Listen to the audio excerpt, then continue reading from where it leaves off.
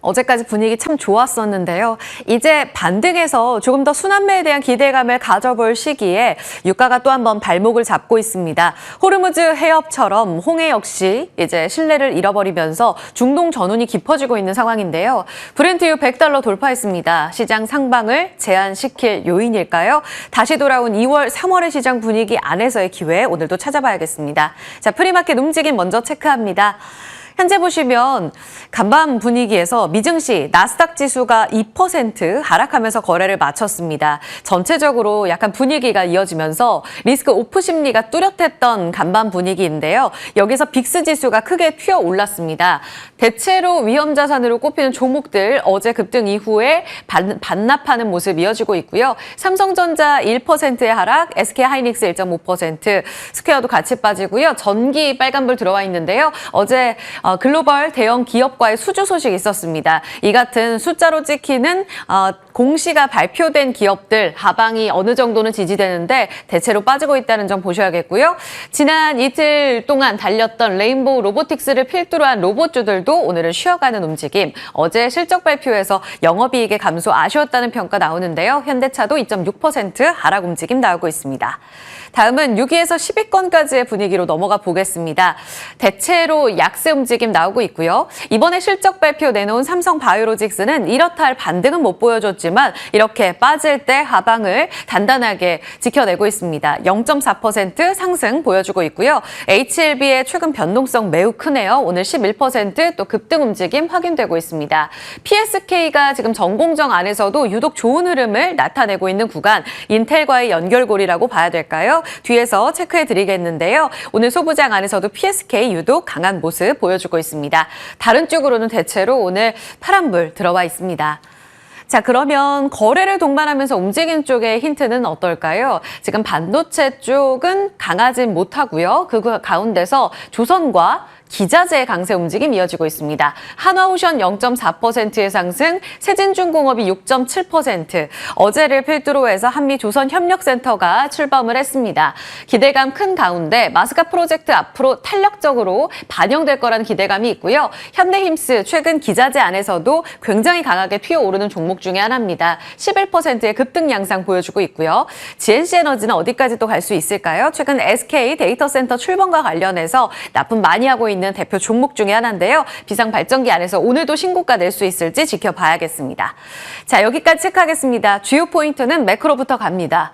유가 최악의 시나리오로 갈까요? 지금 대신증권에서 리포트가 나오면서 이 내용 같이 정리해드리겠습니다. 간밤 매크로는 영 좋지 못했습니다. 지금 유가상으로는 아시아 거래 출발하면서 살짝 빠진 분위기를 재조정해서 수치 업데이트를 드린 거고요. 간밤, 그러니까 미국 시장에 반영된 기준으로 봤을 땐 브렌트유와 WTI 모두 다 강하게 상승 움직임으로 거래를 마친 상황입니다. 브렌트유는 다시 한번 100달러를 넘어섰고요. 그리고 어제까지 그래도 아직 국제유가 WTI 기준으로 90달러는 넘지 않습니다. 말씀을 드렸는데 하루아침에 90달러를 돌파한 상황. 10년물 국채금리도 그러니까 장기물 기준으로 유가가 올라오니 금리 바로 올라가면서 마의 4.7%까지 지금 도달이 되고 있습니다. 많은 증권가에서는 10년물 기준으로 5%를 넘어서게 되면 위험하다라는 이야기를 하고 있는 만큼 다음 주 또 FMC가 있어서 이 내용 지켜봐야겠고요. 빅스 튀어 올랐다 말씀드렸는데요. 이런 분위기들이 전체적으로 전후는 분위기를 반영하고 있습니다. 대신증권에서는 지금 호르무즈 해협처럼 홍해가 신뢰를 잃어버렸다라면서 아시아의 이런 운임비가 부담스러워지는 구간으로 돌아섰다라고 이야기를 하고 있습니다. 아시겠지만 이란 바로 아래 이제 호르무즈 해협 이쪽은 원유 수송로 전체적으로 20%를 담당하기 때문에 유가 가격 움직임에 있어서 바로 직결되는 부분입니다.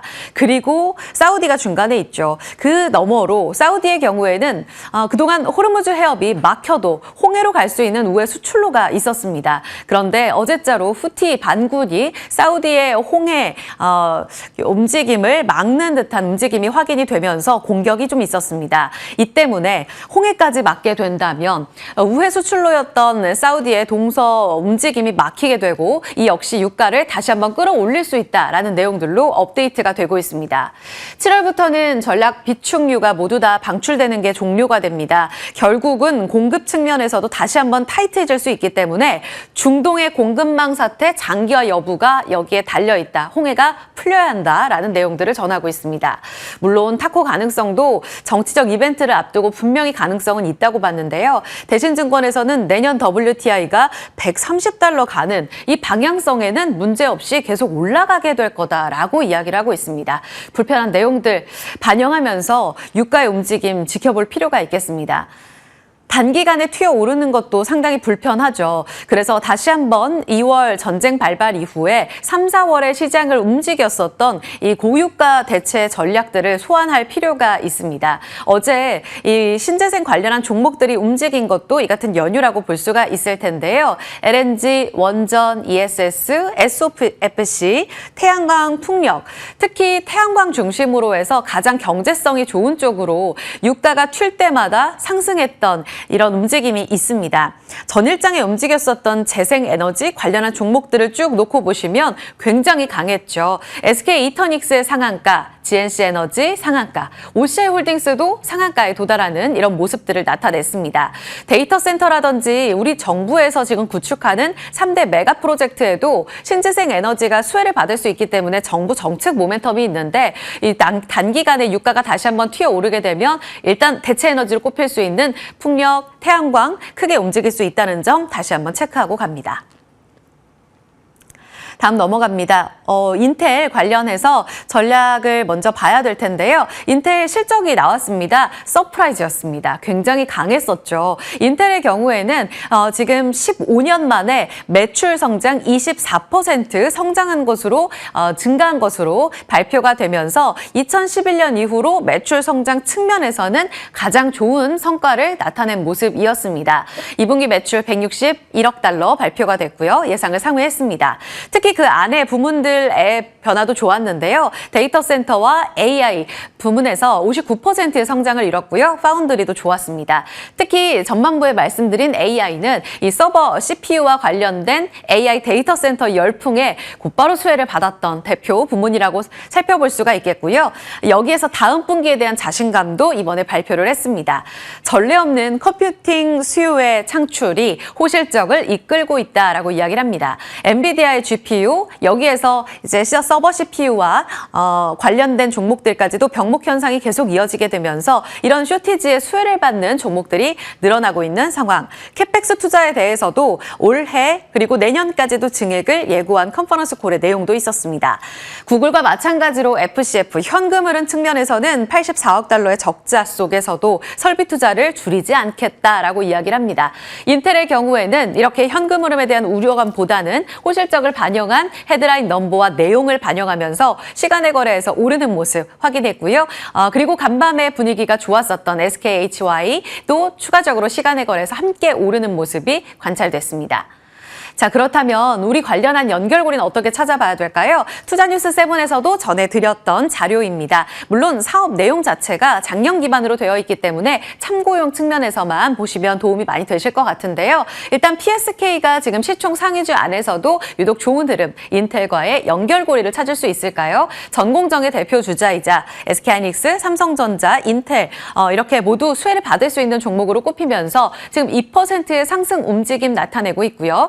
16만 200원 선의 움직임 나오고 있습니다. 장중의 변동성은 조금 관찰이 되고 있는 구간이라 정규장까지의 분위기는 좀 체크가 필요하겠고요. 특히 전공정 장기단으로는 최근 반도체 투톱을 중심으로 해서 소부장이 올라올 때 기존에 달렸던 터라 조금 탄력이 아쉬웠다라고 볼 수 있습니다. 그런 움직임 안에서 유진테크도 마찬가지로 전공정이죠. 그 측면에서 봤을 때 인텔과의 연결고리가 있는 유진테크, PSK 같은 장비단에서의 반응이 더욱더 강할 수 있을지 도 보셔야겠고요. 테크인 같은 경우에는 최근에도 분위기가 좋았던 종목입니다. 반등장에서 좋았던 종목이 인텔의 호실적 영향 받아가면서 조금 더 탄력적으로 움직임 나올 수 있을지도 같이 따라가 보시죠. 다음은 SK텔레콤의 이 자회사 데이터 센터 측면에서 조금 더 사업 영역을 구축하겠다라는 내용이 어제 공시를 통해서 5시 넘어서 나왔습니다. 이 내용에 모든 보도들이 좀 집중이 됐는데요. 출자 자금 7,500억 원 출자해서 2030년까지 투자가 이뤄지게 되고요. 부지 전력망, 공용 인프라 선제적으로 확보해서 투자를 이뤄 나가겠다. 결국 장기적으로 봤을 때는 5기가와트 구축을 목표로 해서 2029년까지 달려가는 전력 사업이다라고 보시면 되겠습니다. KB증권에서는 AI 데이터 센터 풀스택 밸류체인을 완성했다라는 내용을 전하면서 앞으로 SK텔레콤을 중심으로 해서 다시 한번 수혜받을 수 있는 내용을 강조하고 있는 상황입니다.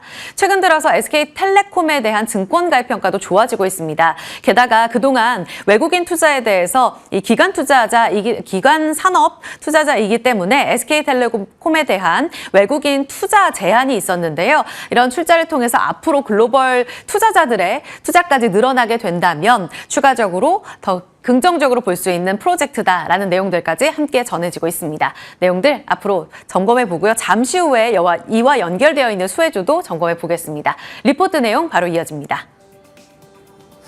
네, 일단 중동 전면 공포에 브렌트유가 장중 $100를 터치하기도 했습니다. 그렇다면 대체에너지단 신재생의 랠리가 이어질까요? 전일 상한가를 기록했던 OCI 홀딩스에 대한 모멘텀으로 체크해보도록 하겠습니다. 증권가에서는 일단 하반기 더 긍정적으로 평가하고 있는 분위기가 공감되고 있습니다. 하나증권에서도 이에 따른 55만 원 목표 주가를 유지하며 27년도 물량까지 완판된 점을 우호적으로 평가했고요. 본격적으로 대세 상승 사이클에 진입했다라고 판단했습니다. 먼저 전일 발표했던 실적, 영업이익 1,080억 원으로 흑자를 기록했습니다. 자회사들의 고른 성장이 실적을 이끌었고요. 특히나 500메가와트 규모의 태양광 프로젝트를 매각하며 수익화에 성공한 점이 이 실적을 이끌었다라고 평가했습니다. 시장은 앞으로에 대한 기대감도 높였는데요. LTA로 29년 물량까지 조기 판매가 완료됐다라는 점, 또 생산 공장 증설에 나서는 만큼 미국의 태양광 소재 수요 증가에 대응하며 실적 기대감이 커진 건데요. 하나증권에서도 판가, 외형, 밸류 모두 상향 사이클에 진입했다라며 적극 매수를 권고하기도 했습니다. 어제 보여졌던 OCI 홀딩스의 상한가와 신재생의 흐름들이 단순한 유가 연동의 흐름이 아닌 실적 기반이다라면 연속성까지 우리는 지속 있게 확인할 수 있는지 추가적인 부분도 전략 함께 보시면 좋을 것 같습니다. 자, 그렇다면 어제 실적을 발표했던 현대차는 어떨까요? 증권가들의 코멘트가 쏟아진 가운데 시선의 차이는 존재했습니다. 보고서를 통해서 체크해볼 텐데 먼저 대신증권의 코멘트입니다. 현대차의 2분기 실적 역대 최대 규모의 매출을 기록했으나 영업이익은 관세, 또 인센티브 확대 등이 겹치면서 전년비 20% 넘게 줄었습니다. 대신증권에서는 이에 대해서 우려 대비 양호했다라는 평가와 함께 하반기에 있을 핵심 신차 출시, 그리고 8월에 있을 인베스터데이 등을 계속해서 로봇에 대한 이벤트, 모멘텀이 존재할 것이기 때문에 이를 동력 삼아 기대감을 높일 수 있다라고 판단했습니다. 신차로 인한 하반기 개선 기대는 증권가에서 공감하는 상태입니다. 다만 휴머노이드 양산 시점에 대한 눈높이를 반영, 오늘 또 NH증권, 하나증권, 한국투자증권에서는 목표 주가를 하향하기도 했는데요. 최근 최고점 대비 반토막이 났던 자리에서 현대차에 대한 외국인의 수급이 잡히고 있습니다. 수급과 함께 하반기 실적 기대감, 로봇에 대한 모멘텀이 어디까지 회복 탄력을 높일 수 있을지도 지켜보시죠. 자, 그렇다면 통신 장비는 어떨까요? 오늘도 하나증권에서 섹터를 커버하며 통신 3사 중 최선호주 SK텔레콤을 제시했습니다. 모멘텀 체크해보도록 할게요. 꾸준히 하나증권에서는 이 통신 장비를 커버해주고 있기도 한데요. 오늘은 이제 주도주는 무선 기지국 업체라며 이 피지컬 AI가 다시 IT 수요를 견인할 가능성이 높다라는 점을 주목, 이 향후에는 AI 활성화를 위해서 기지국 고도화에 나설 수 없다밖에 판단했습니다. 통신이 단순 방어주가 아닌 AI 기지국 관련주로 평가받을 수 있다라고 분석했고요. 통신 3사 중 이 SK텔레콤을 최선호주로 제시하며 실적, 배당 정상화 기대감을 근거로 들었습니다. 이 SK 하이퍼 출범 소식까지 전해진 가운데 전고점 회복까지 과연 어떤 속도를 보일 수 있을지 SK텔레콤의 주가 흐름도 기대해 보시죠. 이렇게 당일 리포트를 통해서 시장 힌트 챙겨봤습니다.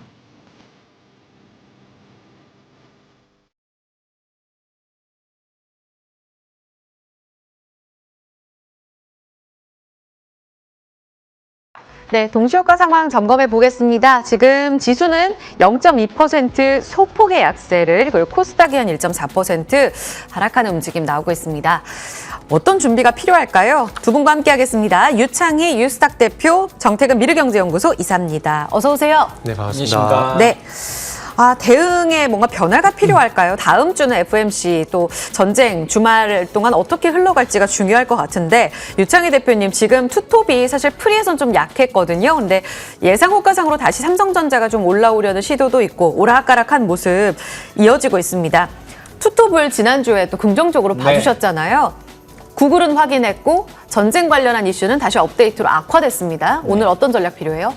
어저께 미국 증시도 보면은 M7이 거의 폭락 수준이었죠. 네. 뭐 테슬라가 13%, 그리고 이제 구글이 7%인데 아마존도 5% 빠졌어요. 메타도 한 3% 빠졌고. 그러니까 근데 그 M7을 제외하면은 그 정도까지 하락은 아니었다라는 거죠. 그리고 그러면 이제 그 유가의 영향이 있었냐 없었느냐, M7의 하락 때문에 잘 모르겠어요. 사실은. 네. 그러니까 근데 아예 없진 않았을 것 같다 생각하고 있지만, 근데 유가가 시장을 더 악화시키는 요소는 아니었다 생각하고 있습니다. 지금 그리고 이제 물론 아직은 선물이고 또 우리나라 시장에서 유가 영향은 좀 제한적이지만 어쨌든 네. 조금 하락하고 있다는 부분들, 그런 것들 감안하면 오늘 우리 시장은 일단은 좀 반등에 조금 더 무게감을 두면서, 그러니까 반등을 한다고 그러니까 하락을 한다고 하더라도 뭐 막 최근에 하락하면 5%씩 막 빠지고 그랬었잖아요. 그 정도 하락보다는 제한된 하락이 나오지 않을까 생각을 좀 하고 있고요. 네. 그리고 일단은 그 뭐라 그럴까요? 그 인텔이 또 좀 반도체를 좀 살려주는 느낌이잖아요. 인텔이 지금 시간에서 10% 상승을 하면서, 그래서 조금은 좀 밀리더라도 저가 매수로 좀 대응할 수 있지 않을까 생각을 좀 하고 있습니다. 다시 기회로 오늘 빠질 때 담아야 된다. 네, 왜냐면 지금은 도망칠 자리는 아니라고 생각을 좀 하고 있고, 그러면 일단은 뭐 주봉 기준으로 지금 5주 만에 양봉이 나오고 있는 거거든요. 그러면 일단은 뭐라 그럴까요? 매일 오를 수는 없는 거잖아요. 그러니까 그러니까 어쨌든 뭐 화요일 같은 경우도, 수요일 같은 경우도 코스피 기준으로는 상승 마감한 거나 마찬가지거든요. 그러면 오늘 약간의 흔들림이 있더라도 추세가 다시 뭐 코스피 기준으로 6,500까지 빠진다라고 보기보다는 제한된 하락, 코스닥도 마찬가지입니다. 다시 뭐 730, 40까지 빠진다라기보다는 제한된 하락을 보여주면서 다음 주도 이번 주에 좋은 모습을 좀 더 이어가지 않을까 생각을 좀 하고 있습니다. 오늘 하락인데 제한된 하락이 나오는 게 또 관건이 되겠네요. 이 흐름들 지켜봐야겠고요. 반도체는 오히려 조정이 기회다. 자, 그러면 전쟁 관련 영향은 그리 크지 않았다는 이야기를 주셨는데, 정 이사님 여기에 반응하고 있는 이제 태양광 쪽, 그리고 지금 석유 도소매 쪽, 그리고 해운 쪽도 어제 좀 반응이 나왔었죠. 흥하해운, 중화에너비스 지금도 빨간불 들어와 있고, 오늘은 방산까지 그 영향이 조금 확산되고 있습니다. 단기 관점에서 다시 봐야 되는가라는 네. 차원에서 기회로 좀 벌 수 있는 종목들이 있나요? 일단은 단기적인 관점에서 보게 되면은 지금 다 말씀하셔가지고 이 섹터들을 지금 다 봐야 돼요. 그러니까 왜냐면 너무 많잖아요. 여기서 압축해서 정 이사님 보시는 게 궁금해요. 일단 방산이요. 방산을 보고 있는데 일단 뭐 말씀하셨듯이 뭐 태양광이라든지, 그리고 그 태양광 포함한 신재생이라든지, 그리고 해운주라든지, 석유 동조 같은 경우는 제가 말씀 안 드려도 방송 보시는 분들 이거는 단기 테마라는 거 아마 알고 계실 거예요. 항상 중동에서 시끄러운 일 발생되고 유가 급등하게 되면은 항상 그 연결고리로 뭐 흥하해운 같은 해운주라든지 그 석유 유통 같은 석유 유통 관련 종목들이 강세를 보였잖아요. 그래서 그런 부분을 감안해 보기면 테마라고 봐야 될 것 같고요.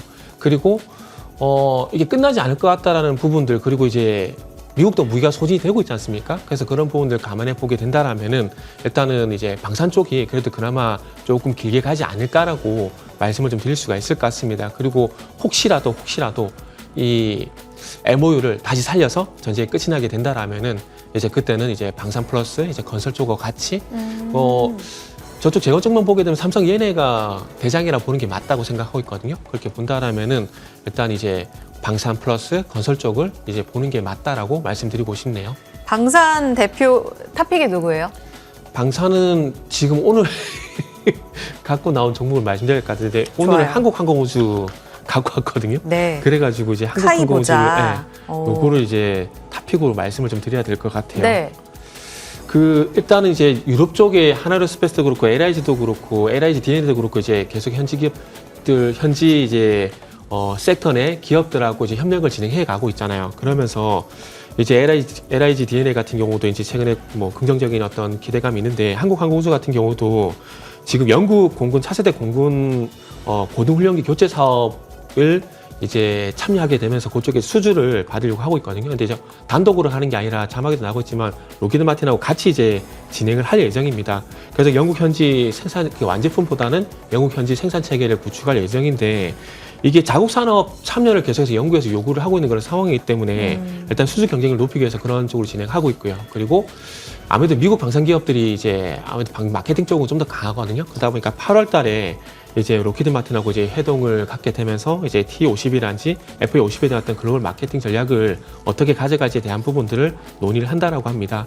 그리고 한국항공우주는 이제 수급적으로도 긍정적인 부분이 있잖아요. 그러니까 하나그룹이 지금 13.6%가량 이제 지분도 인수를 했는데 앞으로 15%까지 확대한 얘기가 있고 피델리티가 6.6% 지분을 갖고 있는 상황에서 블랙록도 이제 주요 주주로 등극을 한 상황이기 때문에 뭐 이런 부분을 감안해 보게 되면은 아마 지금 어제 자리가 아마 매수를 할 수 있는 그런 자리였지 않나라고 생각이 듭니다. 그래서 오늘 조정 시에 매수를 해보자는 말씀드리고 싶고 목표가는 일단 전고점 부근이 19만 원 말씀드릴 거고요. 손절가 같은 경우는 14만 9천 원, 21선 부근 이렇게 말씀드리도록 하겠습니다. 네, 살짝 이제 프리에서는 빠지는 모습이 나왔거든요. 호가상으로도 쉬어가곤 있는데 어제 워낙 급등했죠. 지금 19만 원까지 보자. 14만 9천 원이 지금 손절 라인입니다. 블랙록에서도 5%로 또 한 번 지분 올렸습니다. 사실 흥하해온 SK 이터닉스 그리고 방산 여기에서 픽이 궁금했는데 방산 쪽으로 조금 더 포커스 맞춰주시네요. 자, 다음으로는 유창희 대표님께 SK텔레콤 여쭙고 싶습니다. 네. 요즘 기관이 정말 적극적으로 담아가는 종목 그리고 재료까지 나와서 이 데이터 센터를 출범시킨다. SK 하이퍼의 주인공으로 대표 수혜주는 역시 텔레콤이 다 가져가는가. 그럼 주가 반응은 어디까지 기대할 수 있는 내용일까요? 뭐 기초 분석으로만 본다라면 예. 한 11만 원대까지도 가능한 자리라고 보고 있고요. 많이 빠져서 올라올 수 있는 자리만. 네. 그리고 이제 더 갈 수도 있는데 일단은 그 정도까지 바라볼 수 있죠. 특히 11만 원, 12만 원 가면 또 저점 대비 거의 50% 올라온 자리이기 때문에 뭐 SK텔레콤이 작은 기업은 아니잖아요. 뭐 이런 너무 기업, 무겁죠, 사실은. 그렇죠. 그래서 이런 기업이 한 50% 올라오면 40, 50% 올라오면 조금 머뭇거릴 수 있다라고 판단하고 있고요. 지금 이제 어저께 같은 경우 보면은 네오 클라우드 관련된 기업들, 우리가 소위 SI 통합 시스템 관련된 기업들이라고 표현을 하고 있죠, 우리나라는. 그래서 뭐 삼성 SDS, LG CNS 같은 기업의 주가 흐름이 좋았습니다. 네. 아무래도 이제 정책에 대한 어떤 기대감들, 특히 이제 오늘 밤이잖아요. 오늘 밤 새벽에 이재명 대통령이 이제 미국 샌프란시스코의 AI 포럼인가요? 어쨌든 그 행사에 참여하시면서 시장에서 전망하는 거는 투자를 좀 유치할 가능성이 높다라고 생각을 좀 하고 있거든요. 그럼 그런 것들은 결국엔 그 투자가 어떤 식으로 갈 것인가? 전 데이터 센터 쪽이라 생각을 좀 하고 있습니다. 어쨌든 우리나라를 한 2달 전에 구글이 AI 캠퍼스를 한국에다가 설립하겠다라고 말했거든요. 아시아에서 뭐 일본도 있고 홍콩도 있고 대만도 있는데 한국에다가 하겠다라는 것은 인프라가 잘 되어 있다라는 것이죠. 그러면 데이터 센터의 어떤 전초기지가 한국에서 만들기 위해서 정부도 노력을 할 것이고, 그게 이제 지난번에 3대 메가 프로젝트에서 예. 데이터 센터를 10기가와트급으로 늘리겠다고 했기 때문에 그런 것들 감안하면 SK텔레콤 충분히 SK그룹하고 어떤 시너지 효과 낼 수 있지 않을까 판단하고 있습니다. 네, 지금 보합권 오락가락하네요. 자세한 내용은 시장문 열고 추가적으로 더 이어가 보겠습니다. 시가 확인해 보시죠.